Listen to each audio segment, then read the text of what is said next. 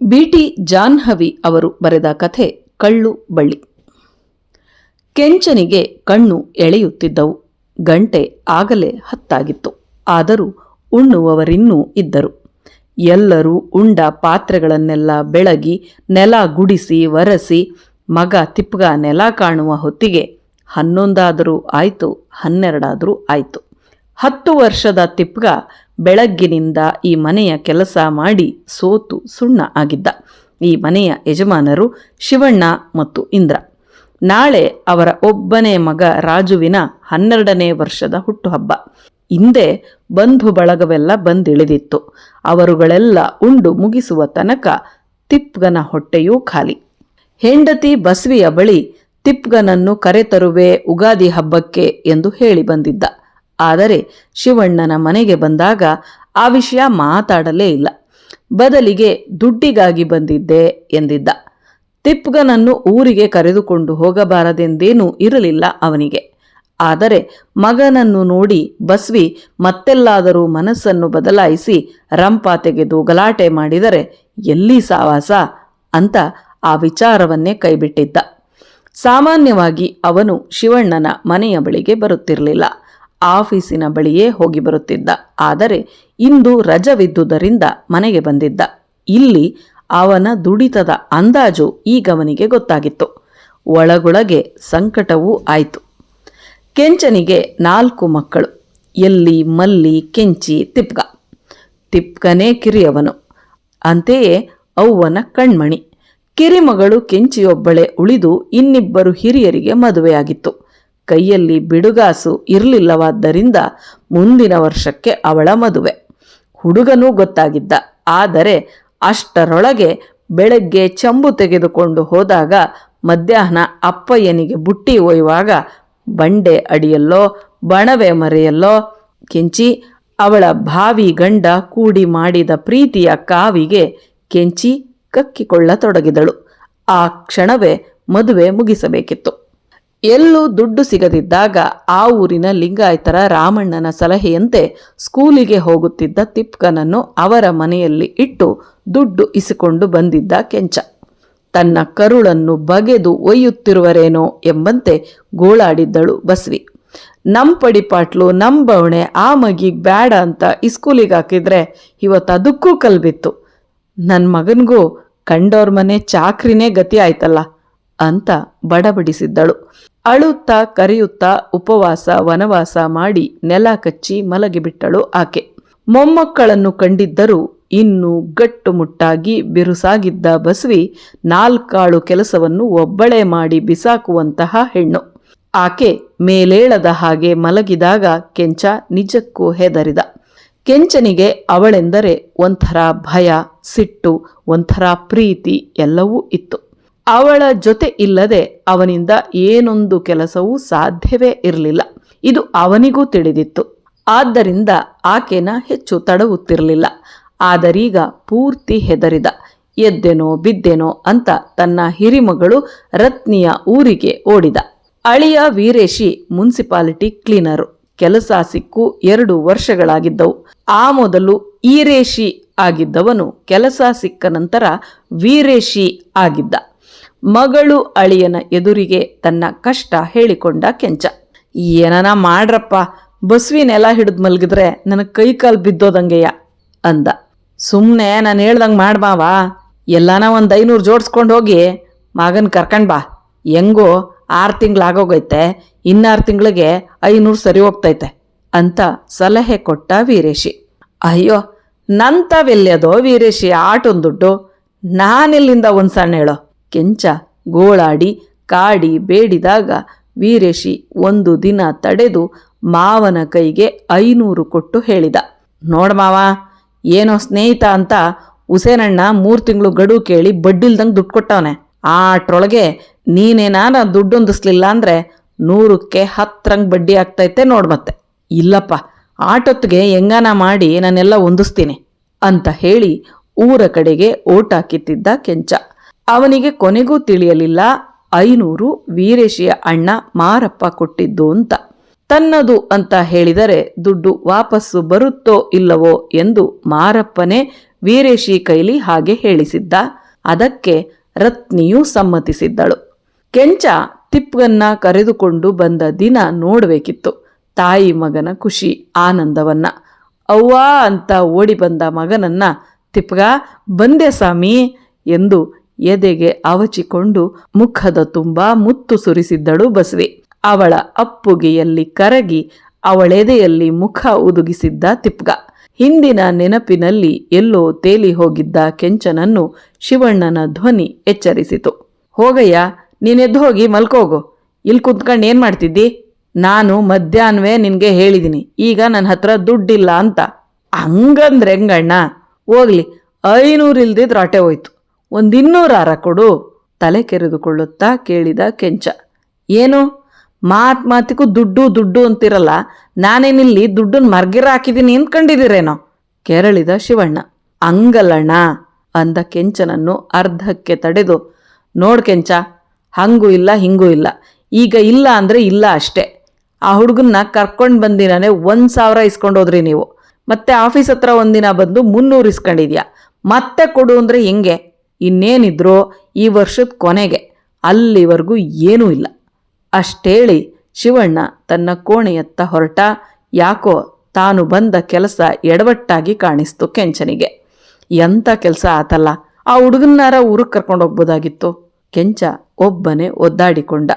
ಅಡುಗೆ ಮನೆಯಲ್ಲಿ ನಿದ್ರೆ ಮೆತ್ತಿದಂತಿದ್ದ ಕಣ್ಣುಗಳ ರೆಪ್ಪೆಯನ್ನು ತಡೆಯಲಾರದೆ ತೆರೆಯುತ್ತಾ ಕಸ ಗುಡಿಸುತ್ತಿದ್ದ ತಿಪ್ಪಗನನ್ನೇ ನೋಡಿದ. ಹುಡುಗ ಬಹಳ ಸೊರಗಿದ್ದ. ಕಣ್ಣು ಗಲ್ಲ ಎಲ್ಲ ಒಳಕ್ಕೋಗಿ ಗುಳಿ ಬಿದ್ದಿದ್ದವು. ಹೇಗೋ ಆಡಿಕೊಂಡು ಮಾಡಿಕೊಂಡು ಶಾಲೆಗೆ ಹೋಗುತ್ತಿದ್ದ ಅವನು. ರಾಮಣ್ಣನ ಮನೆಯಲ್ಲಿ ಬಿಡೋಕ್ ಮುಂಚೆ ಬಿಡಿಸಿದ್ದೇ ಬಂತು. ಆಮೇಲೆ ಅತ್ತ ಕಡೆ ತಲೆ ಹಾಕಲಿಲ್ಲ ಅವನು. ಆ ನಂತರ ನಮ್ಮ ಹಳ್ಳಿಲಿ ಇದ್ದದ್ದಾದರೂ ಕೇವಲ 3 ತಿಂಗಳು ಅಷ್ಟೆ. ಕೆಂಚನಿಗೆ ಬಸವಿಯ ಮಾತುಗಳು ನೆನಪಾದವು. ನನ್ನ ಮಗಿನ ಮತ್ತೆ ದೂರ ಮಾಡಿಬಿಟ್ಟೆಲ್ಲ, ನಿನಗೆ ಹೆಂಗೆ ಅರಿವಾದೀತೇಳು ನನ್ನ ಹೊಟ್ಟೆ ಸಂಕಟ? ನೀನೇನು ಒತ್ಕಂಡನಲ್ಲ ಹಡ್ದನಲ್ಲ ಎಂದು ಮಗನ ನೆನಪು ಬಂದಾಗಲೆಲ್ಲ ಗೋಳಾಡುತ್ತಿದ್ದಳಾಕೆ. ಆದರೆ ಇದ್ದ ಅಲ್ಪ ಸ್ವಲ್ಪ ಭೂಮಿಯ ಬಗೆಗಿದ್ದ ಮಮಕಾರ, ಅದಕ್ಕೆ ಬಿತ್ತುವ ಬೀಜ, ಬೆಳೆಯುವುದಕ್ಕೆ ಗೊಬ್ಬರಕ್ಕೆ ದುಡ್ಡಾಗುವುದಿಲ್ಲ ಎಂಬ ಆಸೆ ಅವನನ್ನು ನಿಷ್ಠೂರನನ್ನಾಗಿ ಮಾಡಿದ್ದವು. ರಾಮಣ್ಣನ ಮನೆಯಿಂದ ಬಂದ ಮೇಲೆ ಅವ್ವನ ಆರೈಕೆಯಲ್ಲಿ ತಿಪ್ಪಗ ಬಲು ಕಳಕಳೆಯಾಗಿದ್ದ.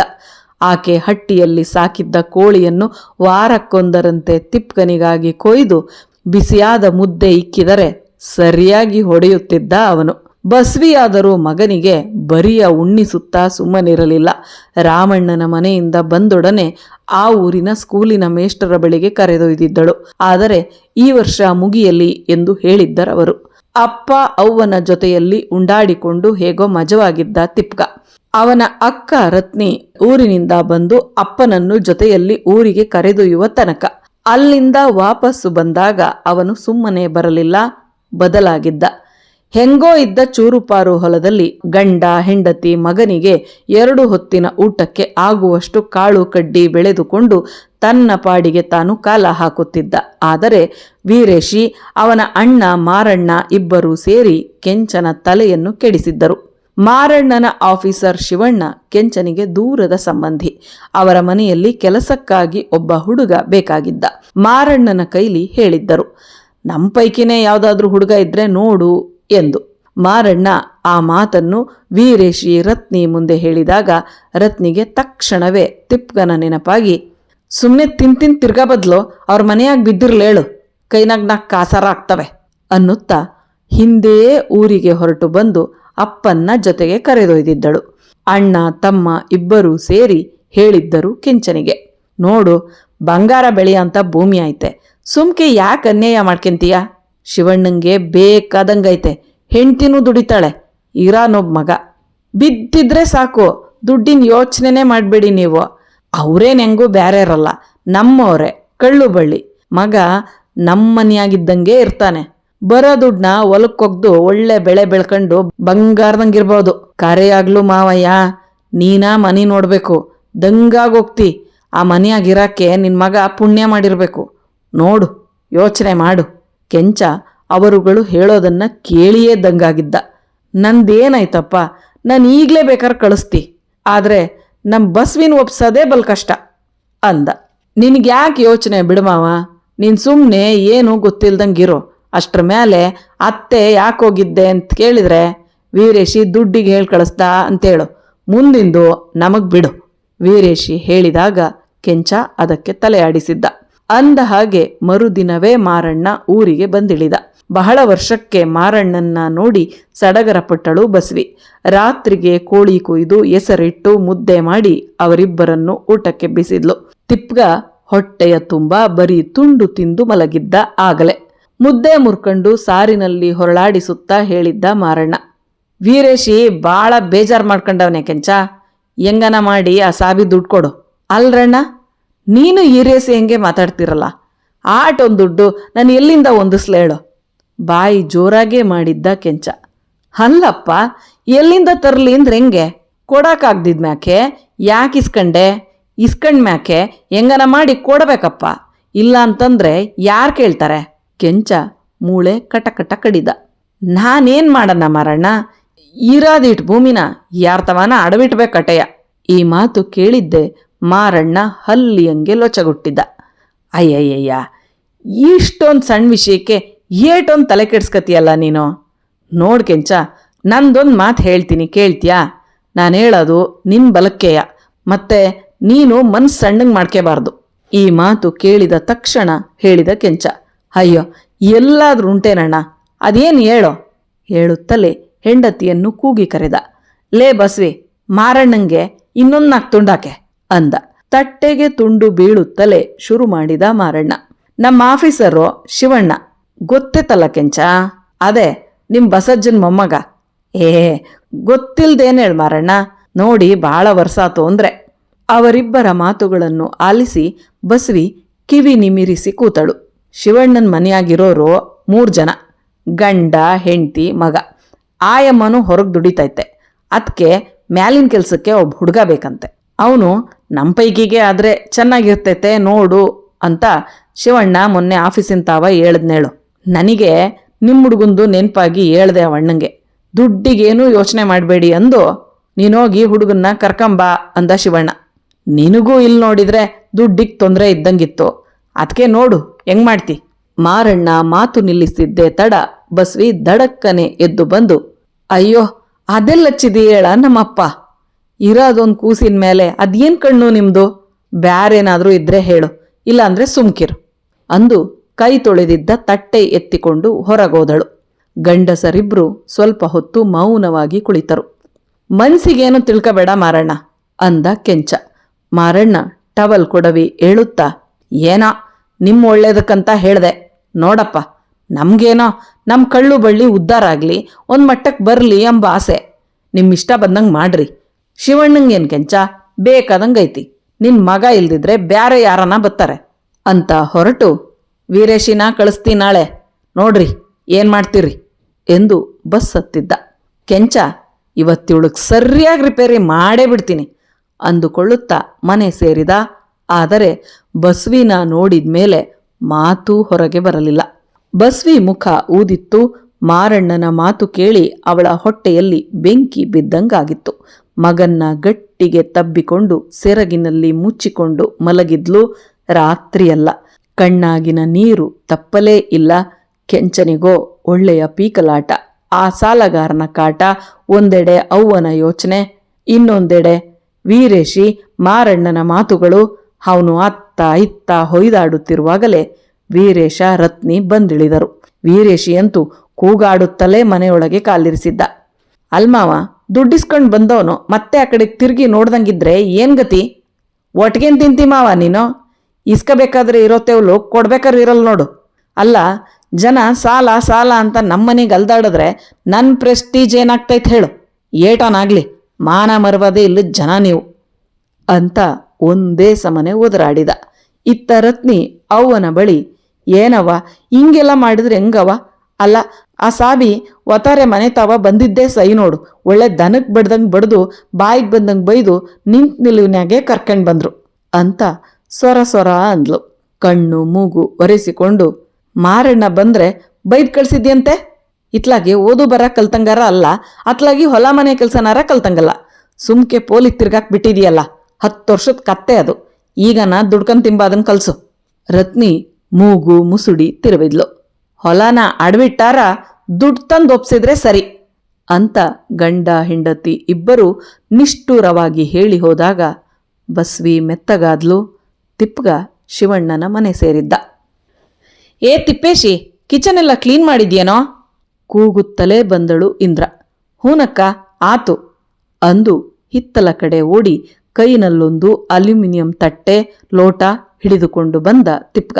ಇಂದ್ರ ಒಳಗಿನಿಂದ ಒಂದು ಪಾತ್ರೆ ಹಿಡಿದು ಬಂದು ಅದರಲ್ಲಿನ ಅನ್ನ ಸಾರನ್ನು ಆ ತಟ್ಟೆಗೆ ಸುರುವಿ, ಬೇಗ ತಿಂದ್ ಮಲ್ಕೋ ಎಂದು ಅಡುಗೆ ಮನೆಯ ಬಾಗಿಲಿಕ್ಕಿ ಹೋದಳು. ತಟ್ಟೆ ಹಿಡಿದುಕೊಂಡು ಹಿತ್ತಲಿನತ್ತ ಹೋದ ತಿಪ್ಗ. ಕೆಂಚನಿಗೆ ಬಲು ಸೋಜಿಗವಾಯಿತು. ಅವನೆಂದೂ ಇಲ್ಲಿ ಉಳಿದಿರಲಿಲ್ಲ. ಮನೆಯ ಒಳಗಿನದೇನೂ ಅವನಿಗೆ ಗೊತ್ತಿರಲಿಲ್ಲ. ಅದ್ಯಾಕ್ ಮಗ, ನಿನಗ್ ಬ್ಯಾರೆ ಸಿಲ್ವರ್ ತಟ್ಟೆ ಎಂದು ತಿಪ್ಗನನ್ನು ಕೇಳಿದ. ಇಲ್ಲಂಗೆಯ ಅಂತ ತಿಪ್ಗ ತಟ್ಟೆಯಲ್ಲಿನ ಅನ್ನವನ್ನು ಗಬಗಬನೆ ತಿನ್ನುತ್ತಿದ್ದ. ಅವನು ಹಸಿದಿದ್ದ. ಹೋಗ್ಲೋಗು, ಇನ್ನೊಂದು ಸ್ವಲ್ಪ ಅನ್ನ ಇಕ್ಕೆಂದು ತಿನ್ನೋಗು ಅಂದ ಕೆಂಚ. ಇಲ್ಕಣಪ್ಪ, ಎಲ್ಲ ಖಾಲಿ ಆಗೈತೆ, ನಾನೇ ಎಲ್ಲ ಕ್ಲೀನ್ ಮಾಡಿದೆ ಅಂದು ಸರಸರ ಎದ್ದು ತಟ್ಟೆ ಲೋಟ ತೊಳೆದಿಟ್ಟು ಅಲ್ಲೇ ಮೂಲೆಯಲ್ಲಿ ನಿಲ್ಲಿಸಿದ್ದ ಚಾಪೆ ಚಾದರ ಹಿಡಿದು, ಬಾರಪ್ಪ ಮಲ್ಗನ ಅಂತ ಹೊರಟ ತಿಪ್ಗ. ಬಸವಿ ಮಗನ ನೆನಪಾಗಿ ಕಣ್ಣೀರು ಹಾಕಿದಾಗಲೆಲ್ಲ, ಯಾ ಕಳ್ತೀಯ ಬಸವಿ ಸುಮ್ಕೆ, ನಿನ್ ಮಗನೇನ್ ಬ್ಯಾರೆ ಮನೆಯಾಗವನೇನು, ನಮ್ಮ ಕಳ್ಳು ಬಳ್ಳಿ ಮನೆಯಾಗಿರೋದು, ಅಲ್ಲಿ ಇಲ್ಲಿ ಗಪ್ಪನಂಗ್ ತಿನ್ಕಂಡು ಉಣ್ಕಂಡಿರ್ತಾನೇಳು ಅಂತಿದ್ದ ಕೆಂಚ. ಅವನಿಗ್ಯಾಕೋ ಕಣ್ಣು ಮುಚ್ಚಲು ಆಗಲೇ ಇಲ್ಲ. ಕಣ್ಣು ಮುಚ್ಚಿದೊಡನೆ ತಟ್ಟೆ ತುಂಬ ಸಾರು ಹಾಕಿ ಬಿಸಿ ಮುದ್ದೆ ಇಟ್ಟು ಪಕ್ಕದಲ್ಲಿ ಕೂತು ಮಗನಿಗೆ ಉಣ್ಣಿಸುತ್ತಿದ್ದ ಬಸವಿಯ ಚಿತ್ರ ಅವನನ್ನು ಬೆಚ್ಚಿ ಬೀಳಿಸುತ್ತಿತ್ತು. ಪಕ್ಕದಲ್ಲಿ ಮಲಗಿದ್ದ ತಿಪ್ಗ, ಅಪ್ಪ ಹಬ್ಬಕ್ಕೆ ಊರಿಗೆ ಕರ್ಕೊಂಡು ಹೋಗು, ಅವನ್ನ ನೋಡಂಗಾಗೈತೆ ಅಂದಾಗ ಕೆಂಚನಿಗೆ ಸ್ವರ ಹೊರಡದಾಯ್ತು. ಮತ್ತೆ ತಿಪ್ಗನೇ ಹೇಳಿದ, ಮೊನ್ನಿನಾಗೆ ವೀರೇಶ್ ಮಾವ ಮಾರಪ್ಪ ಮಾವ ಬಂದಿದ್ರು, ಆ ಎಕ್ಕಂತಾವ ಏನೇನೋ ಹೇಳಿ ದುಡ್ಡಿಸ್ಕೊಂಡು ಹೋದ್ರು. ಯಾರೋ ಎದೆಗೆ ಗುದ್ದಿದ ಹಾಗಾಯ್ತು ಕೆಂಚನಿಗೆ. ಅದಕ್ಕೆ ಶಿವಣ್ಣಂಗೆ ಮಾತಾಡೋದು ಬಿಡು, ಹೆಂಗೋ ಇನ್ನೊಂದು 4 ದಿವಸ ಇರು, ಆಮ್ಯಾಕೆ ಊರಿಗೆ ಹೋಗೋಣ ಅತ್ಲಾಗೆ ಎಂದು ನಿಟ್ಟುಸಿರು ಬಿಟ್ಟ ಕೆಂಚ. ಮಾರನೆಯ ದಿನ ಪುರುಸೊತ್ತೇ ಇಲ್ಲದಷ್ಟು ಕೆಲಸ ಅವರಿಗೆ. 50 ಜನ ಬಂದಿದ್ದರು ಊಟಕ್ಕೆ. ತಿಪ್ಗ ಹೊರಗೆ ತಟ್ಟೆಗಳನ್ನು ತೊಳೆಯುತ್ತಿದ್ದ. ಕೆಂಚ ಉಂಡು ಬಿಟ್ಟ ತಟ್ಟೆಗಳನ್ನು ಎತ್ತಿಕೊಂಡು ಹೋಗಿ ಮಗನಿಗೆ ಕೊಡುತ್ತಿದ್ದ. ಎಲ್ಲ ಮಾಂಸದೊಡುಗೆ, ಆದರೆ ಯಾರೂ ಸರಿಯಾಗಿ ತಿನ್ನದೆ ಎಲ್ಲ ಹಾಗೆಯೇ ಬಿಟ್ಟು ಕೈ ತೊಳೆದಿದ್ದರು. ಬಲೆ ಅನ್ಯಾಯ ಜನ ಕಂಡ್ಲಾ ತಿಪ್ಕ ಈ ಪ್ಯಾಟಿ ಜನ. ಅಲ್ಲ, ಬರೇ ಇದ್ರೆ ಏನ್ ಬಂತೇಳು, ಸರಿಯಾಗಿ ಉಣ್ಣಾಕ್ ತಿನ್ನಾಕ್ ಬರ್ದಿದ್ಮ್ಯಾಕೆ ಅಂದು ತಿಪ್ಗ ತೊಳೆದಿಟ್ಟಿದ್ದ ತಟ್ಟೆಗಳನ್ನು ಎತ್ತಿಕೊಂಡು ಒಳಹೋದ. ಅಡುಗೆ ಮನೆಯಲ್ಲಿ ಇಂದ್ರ ಇದ್ದಳೆಂದು ಬಾಗಿಲಲ್ಲೇ ನಿಂತ. ಅವಳು ಇವನನ್ನು ನೋಡಲಿಲ್ಲ. ಅಲ್ಲಿಯೇ ಕಟ್ಟೆಯ ಮೇಲೆ 4 ಎಂಜಲು ತಟ್ಟೆಗಳಿದ್ದವು. ಆ ತಟ್ಟೆಗಳಲ್ಲಿ ಹಾಕಿದ್ದ ಮಾಂಸದ ತುಂಡುಗಳೆಲ್ಲ ಹಾಗೆಯೇ ಇದ್ದು ಅದರಲ್ಲಿಯೇ ಕೈ ತೊಳೆದಿದ್ದರು ಯಾರೋ ಪುಣ್ಯಾತ್ಮರು. ಇಂದಿರಾ ಆ ತಟ್ಟೆಗಳಲ್ಲಿನ ಎಂಜಲು ನೀರನ್ನೆಲ್ಲ ಬಸಿದು ತುಂಡುಗಳನ್ನೆಲ್ಲ ಮೇಲಿಟ್ಟಿದ್ದ ಹಳೆಯದಾದ ಒಂದು ಅಲ್ಯೂಮಿನಿಯಂ ಪಾತ್ರೆಯೊಳಕ್ಕೆ ಹಾಕಿಟ್ಟಳು. ಎಲ್ಲವನ್ನೂ ನೋಡಿದ ಕೆಂಚ, ಈ ಮನೆ ನಾಯಿಗಳೇ ಪುಣ್ಯದವು ಎಂದುಕೊಳ್ಳುತ್ತಾ ಮೆಲ್ಲನೆ ಒಳಗೋಗಿ ತಟ್ಟೆಗಳನ್ನಿಟ್ಟು ಹೊರಬಂದ. ಬಂದವರ ಊಟವೆಲ್ಲ ಮುಗಿದ ಬಳಿಕ ಕೆಂಚನಿಗೆ ತಟ್ಟೆ ಬಂತು. ತಿಪ್ಗ ಇನ್ನೂ ಹೊರಗೆ ಏನೋ ಮಾಡುತ್ತಲಿದ್ದ. ಕೆಂಚ ತಾನುಂಡ ತಟ್ಟೆಯನ್ನು ಎತ್ತಿಕೊಂಡು ಹೋಗುವ ಹೊತ್ತಿಗೆ ತಿಪ್ಗ ಕೆಲಸವನ್ನೆಲ್ಲ ಮುಗಿಸಿ ಹಿತ್ತಲಲ್ಲಿದ್ದ ತನ್ನ ತಟ್ಟೆ ಲೋಟ ಹಿಡಿದು ಹೊರಟಿದ್ದ. ಕೆಂಚ ತಟ್ಟೆಯನ್ನು ತೊಳೆದು ಅದನ್ನು ಅಡುಗೆಯ ಮನೆಯಲ್ಲಿಟ್ಟು ಹೊರಗೆ ಉಣ್ಣುತ್ತಿದ್ದ ತಿಪ್ಗನ ಪಕ್ಕಕ್ಕೆ ಹೋಗಿ ಕೂತ. ತಿಪ್ಗನ ತಟ್ಟೆಯಲ್ಲಿ ಅನ್ನ ಸಾರು 4 ಎಲುಬಿನಂತಹ ತುಂಡುಗಳಿದ್ದವು. ಬೆಳಗ್ನಿಂದ ಮುಕ್ಲಿ ಮುರಿಯಂಗ್ ದುಡಿದ್ರು ಒಟ್ತುಂಬ ಉಣ್ಣಕ್ಕಿಕ್ಕಕ್ಕೆ ಹೆಂಗಾಡುತ್ತಲ್ಲ ಈ ಹೆಂಗ್ಸು. ಏಟೊಂದು ಜನ ಪುಕ್ಸಟ್ಟೆರ್ ಬಂದು ತಿಂದು ಬಿಸಾಕ್ ಹೋದ್ರೆ ಕುಸಿ ಇವರಿಗೆ. ದುಡಿಯ ಮಕ್ಕಳಿಗೆ ಹೊಟ್ಟೆ ತುಂಬ ಇಕ್ಕಕ್ಕೇನ್ ದಾಡಿ ಈಕಿಗೆ. ಸಂಕಟದಿಂದ ಒಬ್ಬನೇ ಮಗನ ಮುಂದೆ ಒದರಾಡಿದ ಕೆಂಚ. ಅವನ ಹೊಟ್ಟೆಯಲ್ಲಿ ಉರಿ ಎದ್ದಿತು. ಆ ಹೊತ್ತಿಗೆ ಒಳಗಿಂದ ಇಂದ್ರ ತಿಪ್ಗನ್ನ ಕೂಗಿದಳು.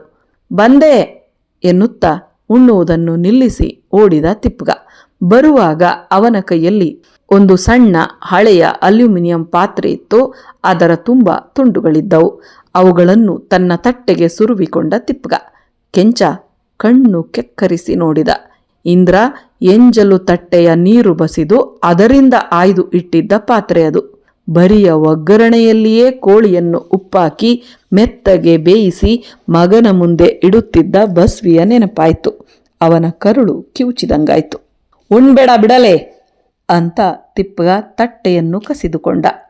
ಅಪ್ಪ ಕೊಡಪ್ಪ, ಹೊಟ್ಟೆ ಎಸ್ತೈತೆ ಕೊಡಪ್ಪ ಅಂತ ತಿಪ್ಪಗ ತಟ್ಟೆಗೆ ಕೈ ಹಾಕುತ್ತಿದ್ದಂತೆ ಅವನಿಗೊಂದು ಎತ್ತಿ ಬಾರಿಸಿದ.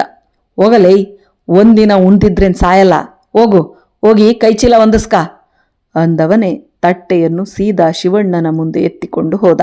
ಹಾಲ್ನಲ್ಲಿ ಎಲ್ಲರೂ ಕೂತು ತಾಂಬೂಲ ಮೆಲ್ಲುತ್ತಾ ಮಾತಿನಲ್ಲಿ ತೊಡಗಿದ್ದರು. ಅಲ್ಲಿದ್ದ ಇಂದ್ರನ್ನ ನೋಡಿ, ಏನವ್ವ ಇಂದ್ರವ, ನಿನ್ನ ದೊಡ್ಡ ಗನಸ್ತೆ ಅಂದ್ಕೊಂಡಿದ್ನಲ್ಲವ, ನನ್ನ ಮಗನ್ನ ನಿನ್ಮನೆ ಕಾಯಿ ನಾಯಿ ಅಂತ ತಿಳ್ಕೊಂಡೇನವ ಅಂದಾಗ ಅಲ್ಲಿ ಕುಂತಿದ್ದವರೆಲ್ಲ ಒಮ್ಮೆಲೆ ಎಗರಿ ಬಿದ್ದರು. ಏಯ್, ಏನದು ಗಲಾಟೆ, ಏನಾಯ್ತೀಗ? ಶಿವಣ್ಣ ರೇಗಿದ. ಏನಾಗೈತೆ ಅಂತ ನಿನ್ನ ಹೆಂಡ್ತಿನ ಕೇಳು. ಅಲ್ಲ, ಯಾರೋ ಉಂಡು ಕೈ ತೊಳ್ಕೊಂಡು ಬಿಟ್ಟಿದ್ದ ತಟ್ಟಿಯಾಗಿಂದ ತುಂಡು ಆಯ್ದಿಟ್ಟು ನನ್ನ ಮಗನಿಗೆ ತಿನ್ನು ಅಂತ ಕೊಟ್ಟಿದ್ದಾಳಲ್ಲ, ಹೊಟ್ಟೆಗೆ ಅನ್ನ ತಿಂಬರ್ ಮಾಡ ಕೆಲಸನ ಇದು? ಕೆಂಚನು ಆವೇಶಗೊಂಡಿದ್ದ. ಏಯ್, ನೆಟ್ಟಗೆ ಮಾತಾಡೋ. ಕೆಂಪಗಾಗಿದ್ಲು ಇಂದ್ರ. ಏನ್ ನೆಟ್ಕವ್ವ, ನೀನ್ ಮಾಡಿರೋ ಬದುಕು ನೆಟ್ಗಿದ್ದಿದ್ರೆ ನನ್ನ ಮಾತು ನೆಟ್ಗಿರವು. ಅಲ್ಲವ್ವ, ನನ್ನ ಮಗನ್ಗೆ ನೀನೇನು ಬಿಟ್ಟಿಕೋಳಾಗ್ತೀಯ? ಏನು ಓದಿದ್ರೇನ್ ಬರದ್ರೇನ್, ಒಳ್ಳೆ ಗುಣ ಇಲ್ದಿದ್ಮ್ಯಾಕೆ ಅಂದ ಕೆಂಚ. ಸಾಕು ಮುಚ್ಚೋ ಬಾಯ್ನ, ಶಿವಣ್ಣ ಗದರಿದ. ಅದ್ಯಾಕಪ್ಪ, ನಾನೇನು ನಿನ್ನ ಮನೆಯಾಗೆ ಕಳ್ತನೆ ಮಾಡಿಲ್ಲ ಬಾಯಿ ಮುಚ್ಚಾಕೆ. ನನಗೇನು ತಿಂಬಾಕ್ ಗತಿ ಇಲ್ಲ ಅಂತ ನನ್ನ ಮಗುನ್ನ ನಿನ್ನ ಮನೆಯಾಗ ಬಿಟ್ಟಿದ್ದೀನಿ ಅನ್ಕೊಂಡಿದ್ಯಾ? ಇಲ್ಲ, ನಿನ್ನ ದುಡ್ಡು ದೊಡ್ಡಸ್ಕೆ ನೋಡಿ ನನ್ನ ಮಗನ್ನ ನಿನ್ನ ಮನೆಯಾಗ ಬಿಟ್ಟಿದ್ದೀನಿ ಅನ್ಕೊಂಡಿಯಾ? ಏನೋ ನಮ್ಮ ಜನ, ನಮ್ಮ ಕಳ್ಳು ಬಳ್ಳಿ, ನಿಮಗೂ ಒಂದು ಆಸರ, ನನ್ನ ಮಗನಿಗೂ ಒಂದು ಆಸರ ಅಂತ ಬಿಟ್ಟೆ. ನೀನಿವತ್ತು ಏಟ್ ದೊಡ್ಡ ಮನ್ಸ ಯಾಕಾಗಿರುವಲ್ಲಿ ಕೇಳು. ನಿಮ್ಮಪ್ಪ ನಿನ್ನಜ್ಜ ಸಣ್ಣ ವಯಸ್ಸಿನಾಗೆ ಗೌಡ್ರ ಮನೆಯಾಗ ಸಗಣಿ ಬಾಚಿ ಎಂಜಲೆತ್ತಿ ಬದುಕ್ದಾರು. ಮರಿಬಾರ್ದಪ್ಪ ಶಿವಣ್ಣ, ಮೂಲ ಮರಿಬಾರ್ದು. ಏನಿದ್ದೆ ಬುದ್ಧಿ ಕಲ್ತು ದೊಡ್ಡ ದೊಡ್ಡ ಜನರ ಜೊತೆ ಕುಂತಿದ್ರು, ಸಣ್ಣತನ ಸಣ್ಣ ಬುದ್ಧಿ ತನ್ನ ರಘುತದಾಗೆ ಹರಿತೈತೆ ಅಂತ ತೋರಿಸಿದ್ಲು ನಿನ್ನ ಹೆಂಡತಿ. ಇವತ್ತು ಬರ್ತೀನಪ್ಪ, ನಾನು ನನ್ನ ಮಗನ್ನ ಕರ್ಕೊಂಡು ಹೋಗ್ತೀನಿ ಅಂತ ಹೊರಟ ಕೆಂಚ. ಕರ್ಕೊಂಡು ಹೋಗೋ, ಯಾರು ಬೇಡ ಅಂತಾರೆ ನಿನಗೆ? ನಿಮಗೆಲ್ಲ ಹೊರಗಡೆ ನಿಲ್ಲಿಸಿ ಎತ್ತಿ ಕೂಳಾಕಿ ದೂರ ಸರಿತಾರಲ್ಲ, ಅವರೇ ಸರಿ ನಿಮಗೆ. ಅಲ್ಲಿಗೆ ಲಾಯಕ್ಕು ನೀವು. ಇಂದ್ರ ಬುಸುಗುಟ್ಟಿದಳು. ಕೆಂಚ ಎದ್ದು ನಿಂತು, ಹೌದವ್ವ, ನೀನು ಹೇಳೋದು ಸರಿನೇಯ. ಏನೋ 4 ಅಕ್ಷರ ಕಲ್ತೆ, 4 ದುಡ್ಡು ಸಂಪಾದಿಸ್ದೆ ಅಂತ ನೀನೇ ನಮಗೆ ಅನ್ನ ಎತ್ತಾಕ್ತಿ, ಬ್ಯಾರೆ ತಟ್ಟೆ ಲೋಟ ಇಟ್ಟಿದಿ, ಹೊರಗೆ ಉಣ್ಣಾಕ್ ಕುಂದ್ರಿಸ್ತಿ, ಎಂಜಲ್ ತಿನ್ನಕ್ಕಾಗ್ತಿ ಅಂದಮೇಲೆ ಅನಾದಿ ಕಾಲದಿಂದ ನಡ್ಸ್ಕೊಂಡು ಬಂದಿರೋರ್ದು ಯಾವ ಲೆಕ್ಕ ಹೇಳು? ಹೊರಗೆ ನಿಲ್ಲಿಸಿ ಉಣ್ಣಾಕ್ ಹಾಕೋರು, ನಮ್ಮನ್ನು ನೋಡಿ ದೂರ ಸರ್ಕಳಾರು ಬ್ಯಾರೆರವ್ವ, ಅವರೆಲ್ಲ ಬ್ಯಾರೆ. ಆದರೆ ನೀವು ನಮ್ಮರವ್ವ, ನಮ್ಮ ಜನ, ನಮ್ಮ ಕಳ್ಳು ಬಳ್ಳಿ ಕಣವ ನೀವು, ನಮ್ಮ ಕಳ್ಳು ಬಳ್ಳಿ. ಕಣ್ಣಲ್ಲಿ ತುಂಬಿ ಬಂದ ಕಂಬನಿಯನ್ನು ತೊಡೆದುಕೊಂಡು ಕೈಚೀಲ ಹಿಡಿದು ನಿಂತಿದ್ದ ತಿಪ್ಪಗನ್ನ ಕೈ ಹಿಡಿದುಕೊಂಡು ಹೊರಟ ಕೆಂಚ. ಮಗನನ್ನು ನೋಡಿದ ಬಸ್ವಿ ಹೇಗೆ ಖುಷಿ ಪಡಬಹುದು, ಸಂಭ್ರಮ ಪಡಬಹುದು ಎಂಬುದನ್ನು ಕಲ್ಪಿಸಿಕೊಳ್ಳುತ್ತಾ ತನ್ನೆದೆಯಲ್ಲಿನ ತಳಮಳ, ನೋವು, ತನ್ನ ಹೊಟ್ಟೆಯಲ್ಲಿನ ಸಂಕಟವನ್ನು ಮರೆಯುವುದಕ್ಕೆ ಪ್ರಯತ್ನಿಸಿದ.